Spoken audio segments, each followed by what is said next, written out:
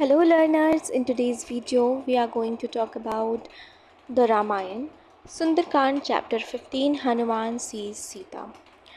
The Sundarkand, Hanuman undertake a heroic journey to Lanka in search of Sita, who has been abducted by Ravan.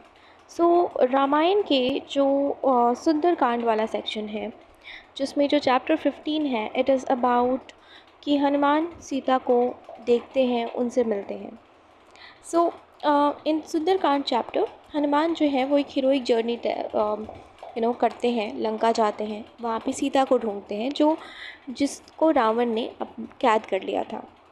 So 15 chapter में एक emotional narrative है जिसमें हनुमान जो है वो finally Sita को ढूंढ लेते हैं अशोक वाटिका में.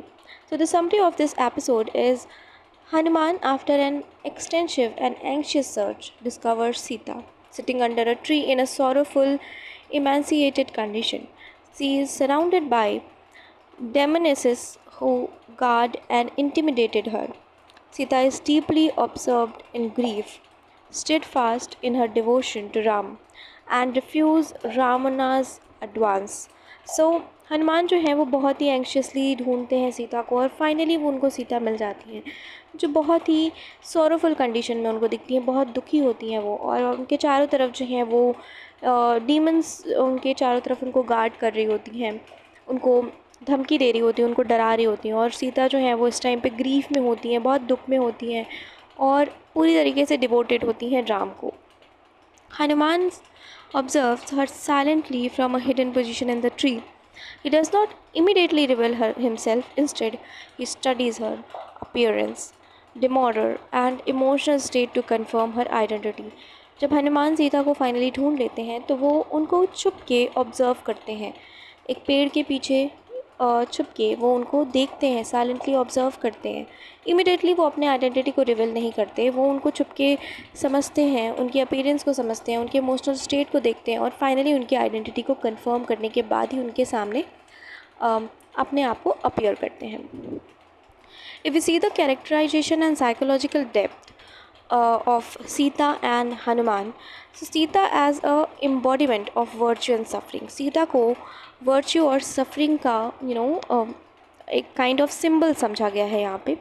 Sita is depicted through a lens of pathos, means करुण रस.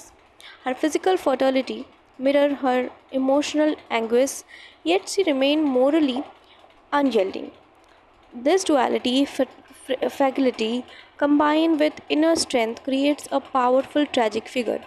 सीता को पैथोस मीन्स करुण रस के थ्रू लिखा गया है सीता के कैरेक्टर को और सीता के जो भी मूवमेंट्स हैं. बट यहाँ पे जो सीता का पूरा फिज़िकल फर्टालिटी है उसको दिखाया गया है कि वो बहुत ही ज़्यादा इमोशनल स्टेट में है, लेकिन वो मोरली बहुत ही स्ट्रॉन्ग है. और ये जो डुअलिटी है ये दिखाती है कि you can be very emotional from the inside but still you have a strength, power. She represent ideal womanhood, पतिव्रता धर्म, उनको आइडल वुमेनहुड की तरह प्रेजेंट किया गया है. Her suffering evaluate her into a symbol of resistance and purity. उनकी जो सफरिंग है वो प्योरिटी और रेजिस्टेंस को दिखाती है. From a literary perspective, Sita functions as a static yet intense character, unchanging in virtue but deeply involving in emotional expression. So Sita का जो कैरेक्टर है वो बहुत ही इंटेंस है, उसके जो वर्च्यू है, उनका जो कैरेक्टरिस्टिक है वो चेंज नहीं होता, लेकिन इमोशनल एक्सप्रेशंस जो हैं वो बहुत ही डीप हैं. Then if you talk about Hanuman's character, so Hanuman as a ideal observer and devotee. Hanuman को यहाँ पे बहुत ही अच्छा ऑब्जर्वर और डिवोटी की तरह दिखाया गया है. हनुमान का जो रोल है in this chapter is not heroic in action but intellectual and emotional. Hanuman जो है वो बहुत ही हेरोइक नहीं प्रेजेंट किए गए हैं बल्कि इंटेलेक्चुअल और इमोशनली प्रेजेंट किए गए हैं. जैसे वो छुप के उनको ऑब्जर्व करते हैं, इवन वो सीता के इमोशनल स्टेट को भी समझते हैं. हनुमान here embodies भक्ति, devotion combined with strategic intelligence. सो यहाँ पे हनुमान का जो पर्सनालिटी है उसको डिवोशनल दिखाया गया है, स्टिल वो स्ट्रैटेजिक इंटेलिजेंस अपना यूज़ करते हैं. इस चैप्टर में रसा थ्योरी को अप्लाई किया गया है. So the dominance rasa is karuna but it is interwoven with shringara love.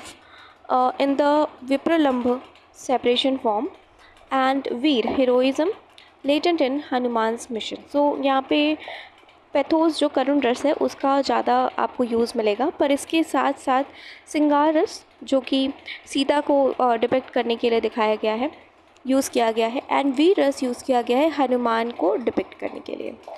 If we talk about the symbolism, so Sita under the tree symbolize of endurance and rooted faith. Sita को symbolize किया गया है as a rooted faith, कि कितना faith था उनका राम में, कि वो उनको विश्वास था कि वो आएंगे. Second we have Hanuman in the tree above. Hanuman जो पेड़ पे बैठे होते हैं उनका जो डिपिक्शन है, that is symbolize at the divine surveillance, hope and impending rescue. So Hanuman को दिखाया गया है एज अ होप, उनको सिम्बलाइज किया गया एज अ होप.